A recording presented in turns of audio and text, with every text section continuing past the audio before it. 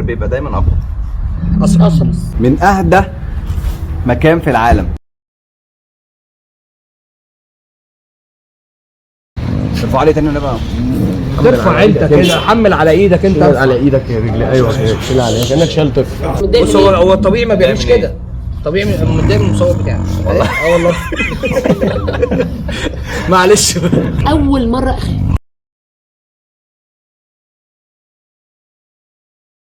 مساء الفل على قلوبكم الابيض من لبن الحقيقي. الحلقه دي يا جماعه حلقه شرسه كل مقاييسها، اديكم شايفين يعني وضع احنا هنا في اغرب واعجب مزرعه اسود ودول موجوده في مصر. اخواتي الاثنين اوسه، كل سنه وانتم طيبين ورمضان كريم. هقول لحضرتك حاجه، يعني احنا ده جبل، ده جبل.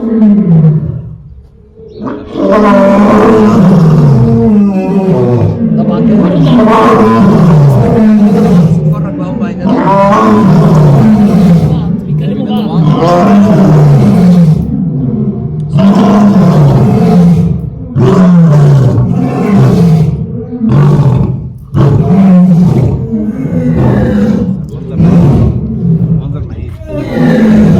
قريب. انت تعرف ان الصوت ده من فاكر المقطوع تسمعه على بعد كيلو 2 كيلو. انا لو ما اعرفش سمعت الصوت هنا من عندي انا هصبر بالتربيه. اخواتي الحلوين يا ناس، كل سنه وانت طيب وبعود الايام. وانت عايز تقول انا عايز اقول النهارده سلميه عشان صايم. وانا برضو صايمه، بس انا عايزه اقول حاجه، احنا لازم نعمل معاك بقى يعني سيربرايز بقى كده في رمضان، عشان انت وحشنا جدا انا واشرف. لا سيربرايز، لا احنا ما اتفقناش على سيربرايز. لا لا لا، ازاي؟ انت عارف. لا. انت عارف. لا يا وسام. لا لا. وبعدين انت غيرت القواعد بتاعتك يعني بمعنى انت امراه بلا مبادئ يعني. ليه كده ليه كده ليه كده؟ ما انت خلاص يعني يا جماعه باركوا الاوسه وتوبتها خلاص يعني. طب الحمد لله لقيت راجل. انا قلت لك عايز راجل. الحمد لله لقيته. الراجل ده شعره هينتحر. لا لا. اختي وانا عارف. لا لا لا دي البونبونيه بتاعت العيله. ربنا يبارك لك يا اوسه، والف الف مليون مبروك على الهوا. الناس كلها هتحييكي طبعا. يا رب يدعوا لي بس. نبدا بقى الحلقه، نبدا الجد بقى يا معلم. نبدا صح. عايز تقطع امتى؟ فليتو ولا عايز انا عايزه جد مفروم. بالنسبه لي انا صايم. انا عايزه قلت لك تعالى لي بعد الفطار. يلا يلا مفروم بقى. بسم الله ما شاء الله، باجيره بتاعت اشرف وشقاوه. بسم الله ما شاء الله. احنا بنبدل يعني فاهم. اه. تطلعي بحاج ولا اطلع بحاج. بسم الله ما شاء الله، استورد اشرف وجاب اسود بيضه. بسم الله ما شاء الله. استوردها من بره اشرف؟ اه. بسم الله ما شاء استوردها منين الله. بقى؟ جنوب افريقيا. من جنوب افريقيا. ليك لينك انت بقى مع الناس هناك بقى اعرف مزارع طبعا. وجاب لنفسه ما جابليش، بس انا هاخده. ما هو انتوا انا غصب التاسيس بتاعكم اقتدار. واحد. انا غصب اقتدار. صح يا لوحي؟ قول لي يا اشرف. الو. طبعا انت عارف الموضوع بتاع الاسد اللي كان الحارس بتاعه. الحاج سعيد. اه. الله يرحمه. انت عارف حاجه سعيد؟ انا اتعاملت معاهم. حاج سعيد كويس، بس هو نصيبه في الاخر. هو طبعا ما دخلوش قاصد، هي حادثه، هو وقع من فوق المبيت، كان بيعدل الباب واختل توازنه ووقع. وطبعا الحيوانات بتاعت حديقه الحيوان دي مش زي اللي عندنا دي مدربه. مدربه. في الحاله اللي زي دي يا اوسه يعني لا قدر الله انت مثلا في نفس الموقف بتتعاملي ازاي؟ لا احنا غيرهم، لان الاسد ده ما بيشوفش بني ادمين، ما حدش بيتعامل معاه، ما فيش احتكاك. وبعدين انا عايزه يعني في تعقيب صغير. طبعا خطيبه الحيوان طبعا يعني انا مش بقول عليها حاجه، بس انا بتكلم في نقطه. يعني هو فضل مع الحارس يجي نص ساعه، ساعه الا ربع. طب فين المساعدين؟ طب فين الحقن؟ طب فين مثلا السيفتي؟ يعني حديقه الحيوان اذا كانت الفيوم او الجيزه او اي حديقه حيوان في اي محافظه هي نفس الديزاين. ليه افضل انا اعمل البيبان جرار بتتسحب لفوق؟ طب ما اعملها جرار قدامي، يبقى انا شايف الحيوان وانا بره، ابقى انا في امان سيفتي وبتعامل مع الحيوان من بره. هو نصيبه، بس هو المشكله في حاجه. تمام، بس عارفه انت عارفه كم الباب ده كم مره كسر وسط اسد او حيوان؟ تمام. ما هو ممكن يفلت من الحارس، او هو مش واخد باله من ورا الحيطه هو عدى ولا لا، يسيب الباب ينزل على وسطه. بدا يبقى كتير جدا فعلا. طبعا. بس هي المشكله في حاجه، يعني انا دلوقتي سي مثلا انت بتخش مشروع او مثلا بيبقى في حاجه، انت حضرتك بتحط يعني الحاجات السلبيه والحاجات الايجابيه. اوكي، احنا دلوقتي بنخش القفص، احنا كل يوم بنتشاهد، وكل يوم الله اعلم احنا طالعين ولا لا. وبيبقى فيه مثلا بقول للمساعد بتاعي خد بالك لو مسكني في كذا انت هتخش تعمل كذا، لو ما حصلش اي حاجه ما تخشش. يعني ساعات بيتخانقوا مع بعض في الشغل عندي، اقول له ما تفتحش الباب الا لما تلاقي اسد او نمر مسك يعني فيا. انت بتتشاهدي كل يوم كده؟ طبعا حتى انا لو ما بطلعش. حتى لو انت مدربه؟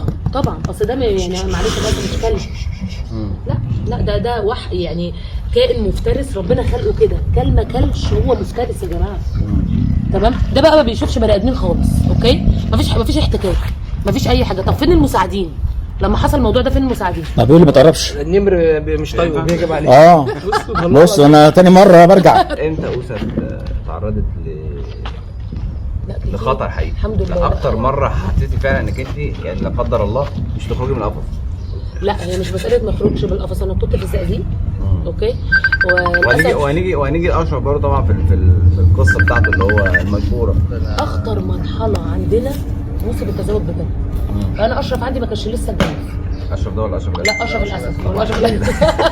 انا اتجوزت، انا كده خلاص اتجوزت خلاص. عنده فهد واحمد عشان بس المعجبين، فهد واحمد وبيحب مراته جدا. لا دي بحبها كده. وبيخاف منها على فكره. كان موسم تزاوج بجد ولسه ما خلوتوش يتجوز، فلقيته راح عند النتايه الانثى جمانه وشمشم فيها في حفله مدارس الصبح. قلت انا مش عارفه اعمل حاجه، مش عارفه اعمل حاجه خالص. رحت عامله له قلت له اشرف، عملت له كده بالعصايه اللي هو ايه اشرف، راح باصص لي. ورحت قلت له اطلع مكانك وزقيته بقى. لو كان فعلا اتجوزها انا ما كنتش عارفه اعمل حاجه. ان هو يعني في اللحظه دي بيبقى في لحظه افتراض، بيبقى اعلى مراحل الافتراض. بس فانت ما كنتش تتحركي خلاص. اول مره اخاف.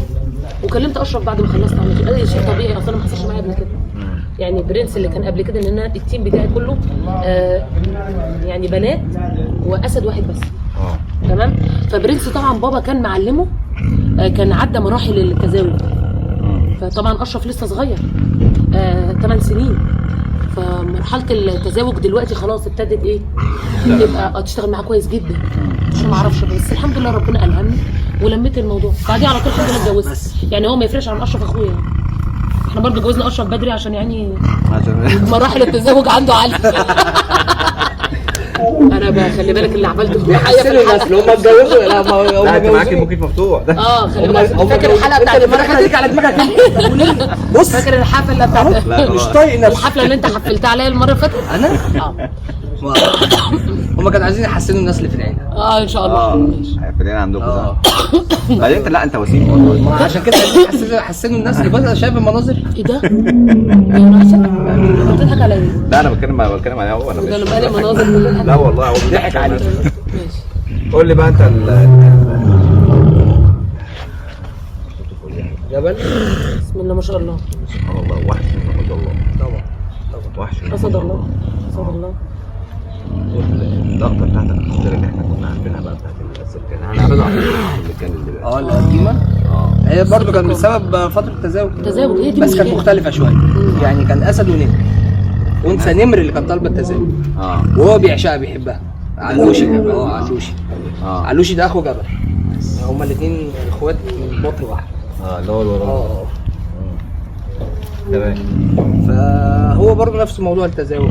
هو قربوا من بعض. هم هو اصلا لما طبعاً بيجوا ده ينزلوا بينزلوا في الممرات اللي هي عشان يخشوا القفص بتاع الشو ده من الناس. وكان الصبح برضه حفله مدارس. سبحان الله يعني هم ساعات بيبقوا ظابطين نفسهم كده. هي الصبح مش بالليل، الحفله بتاعت الصبح. طبعا اطفال قاعدين وكده والكلام وبيتفرجوا بقى على الاسد وعايزين يتفرجوا على الاسد. والاستاذ بقى داخل التيم عندي اتلخبط وقربوا من بعض جنب بعض في الممرات. هم المفروض بيبقوا سايبين مسافه ما بينهم عشان هو ما يشمهاش او يقرب منها. فقربوها. فالاسد بقى داخل عليا وعايز يتخانق وبتاع. لميت الدنيا شويه وهديته واديته المكافاه بتاعته. عمل معايا كام تريك وهو عارف اللي هو بيعمل صوت زي الصوت ده وهو بيعدي من فوقيه على اللوحه. طبعا عارفين دي عارف اللي هو ايه بيهددني. انا هعمل حاجه وانا بسايسه. لا خلي بالك عشان دارسينهم بالظبط. عارفين الصوت ده احنا عارفين. بص احنا عارفين هو كده متضايق. ومتضايق من ايه؟ بص هو الطبيعي ما بيعملش كده. طبيعي متضايق من المصور بتاعه. والله والله. معلش بس شقاوة فاهم. لما جت بقى اللحظه الحاسمه. لا هو اللحظه بقى ايه. هو خلاص هو عمال يقول ايه. هو بيسيسني يعني. هو برضه بيكلم نفسه يعني. اشرف بيسيسني اعمل ولا ما اعملش؟ انا إن هو عايزه برضه ينكشني عشان ابتدي اتخانق. بالظبط. انا عايز بس اي نكشه. هو بقى شايفني بسايسه، اللي هو انا مش هوصلك للي انت عايزه. خلي بالك السيفتي اللي قلب بقى بتاعنا- ايه لما عايز ينزل على اللي يعمل الحركه التريك اللي هو يرفع ايده، نزل رايح يقرب منها بقى، اللي هو انا مش هعملها خلاص. ورايح لها. يعني انا مش هعمل لك هو ابتدى حساب. ينكشني انا. بالظبط. فهمت؟ وقفنا اتحدينا بعض شويه ورحت الحمد حددت لله. الاسد. ما انا لازم، ما ينفعش انا اجيب منه ورا، انا في الاخر المدرب بتاعه لا وانا بس انت لازم الله أبقى اكبر متفق. عليك، انت كنت اسد. ربنا اللقطه اللي انا ما هو- شفتها، اللقطه اللي انا شفتها اللهم صل على ترتيب النبي، لا محمد الحلو، ما ينفعش. انا انبسطت جدا بابا انك انت عرفت تقف قدامه وانت مسكت لا بابا خلي بالك انا حاطط رول. كنت كمان، انا كنت كمان ساعتها أصغر قد من ايه؟ كده انا كنت كمان. 15 ما سنه كانش 16 سنه. ما كانش لسه وأسد خلي كبير بالك. بالغ. بقول لك انت مسكت الحديده كده وانت لقيته جاي عليك بالظبط. وبابا طبعا بص ما انا اقول لك ليه، انا كسر حاجز الحته دي. انا عندي اموت من الاسد ولا اطلع مثلا ما اعملش حاجه واطلع لبابا محمد بره. طبعا. لا انا اموت من الاسد وما اطلعش لبابا محمد، فاهم قصدي؟ يعني انا ما عملتش اللي هو قال لي عليه، لا انا اموت جوه اكرمني. يعني اهون بكتير من اللي هطلع لأن بره بابا ويحصل خلي فيا. بال حضرتك، يعني بابا بيبقى عامل كل حاجه بمعايير معينه. وقفتك تبقى ازاي، تعمل ايه لو الاسد ده عمل ايه، لان بابا بقاله كام سنه. الله يرحمه. الله يرحمه. يعني كان مايسترو. يعني اسطوره. ما جاش بص اقول لحضرتك حاجه، هو بابا كان يعني بياكل والحيوانات بس. الله يرحمه. الله يرحمه. ما انساش كان بيقعد يتكلم معاهم، خلي بالك. موصي ان النعش بتاعه يمشي حوالين، طبعا. خش السيرك الاول. وفعلا ده خش حقيقي. السيرك بتاعه. اول ما دخل النعش الحيوانات كلها، الصوت اللي انت سمعته ده كله زار.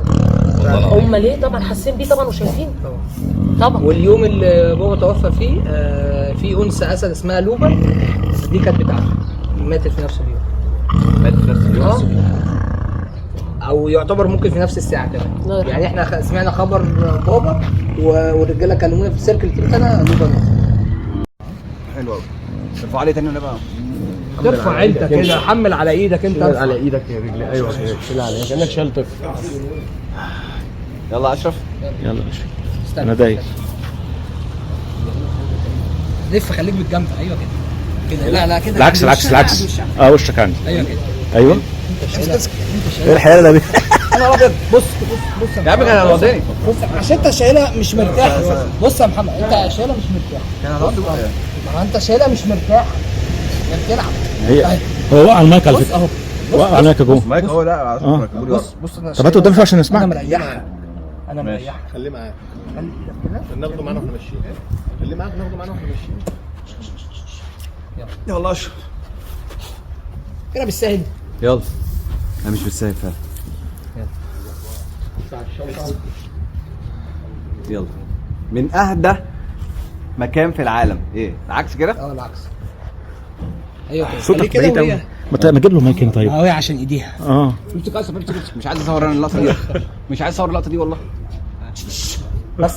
بس اوبا انا شايلها بقول كده. لك ايه، شيل كده زي ما احنا بنشيل العادي. افتح ايدك اليمين. طيب انا عايز اعرف بس اغرب موقف حصل لك مع اشرف. اشرف حبيبي، اشرف اخويا. لا اشرف موقف كتير قوي. اشرف يعني المزرعه دي بتاعتي، وانا يعني انا مستضيفاها عندي. والحمامات دي بتاعتي وانا مستضيفاها عندي. لا، انا غصب وتدور. الموقف اللي انت عملت فيه مقلب يعني طلع من نافوخه زي ما بيقولوا. والله انا بعمل فيه مقالب كتير والله. لا كتير قوي، بس انا مش فاكره. طب فكرني كده اشرف. مش فاكره والله. لا اشرف ده يعني حبيبي. لا بس عادي، انا كده فاقد الامل فيه.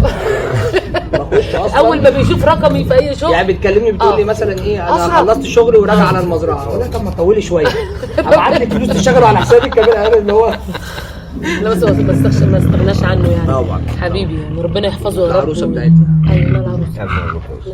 ألف مبروك. لا ألف مبروك. ده الف افضحها. لا افضحها. قاعدين في عارف بيقول له إيه؟ قاعدين في قعده التعارف عارف بقى بيقول له إيه؟ والكلام ده كله. بوسه اللي بتخش تاكل البني ادمين.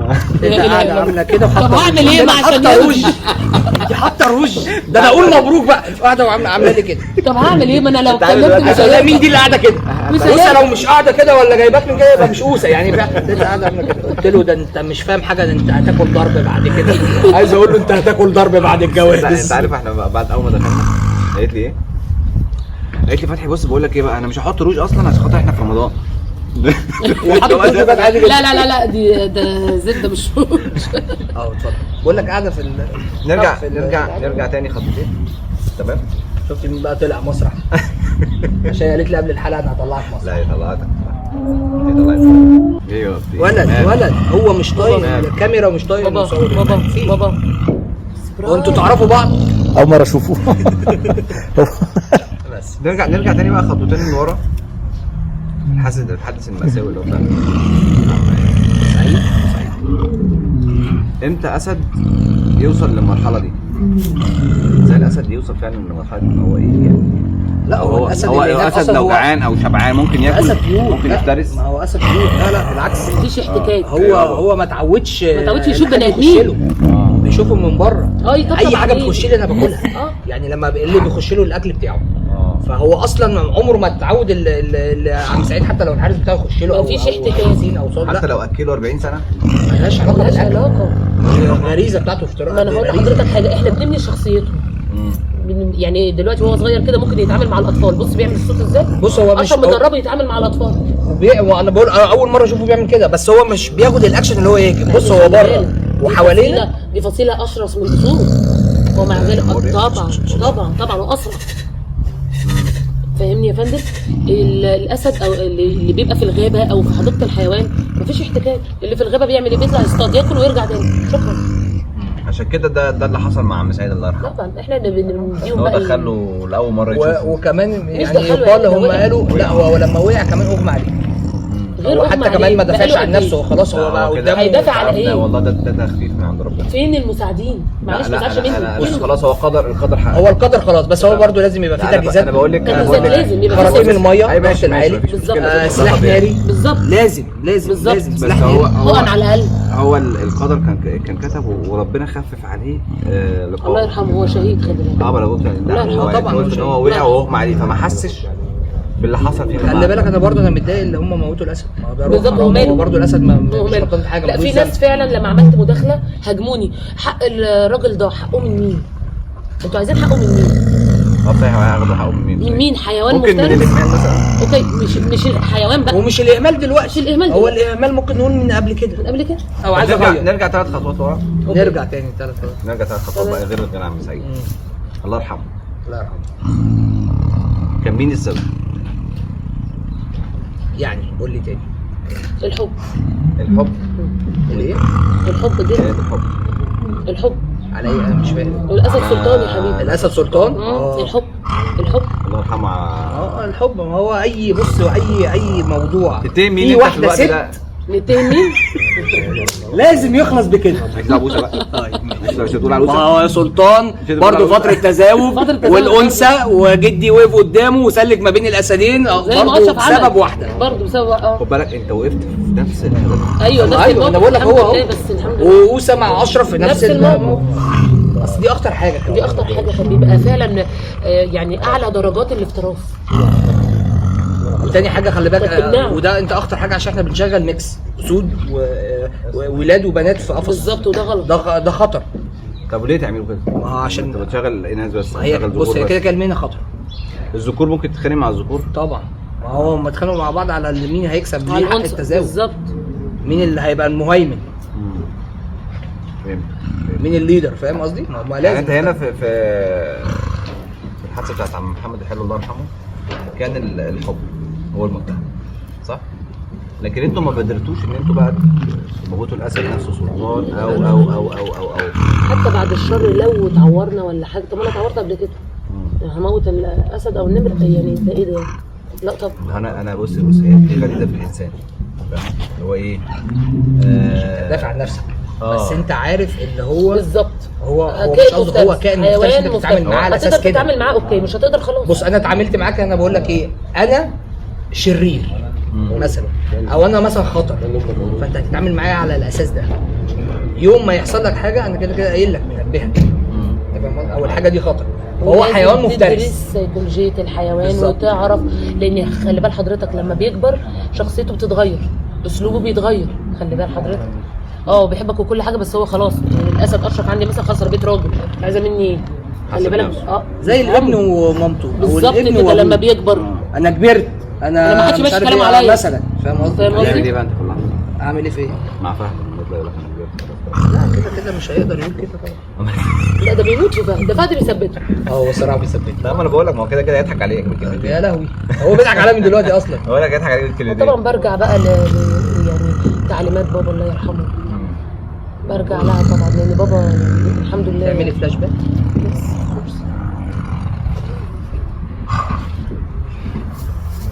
خلاص بقى. لا ده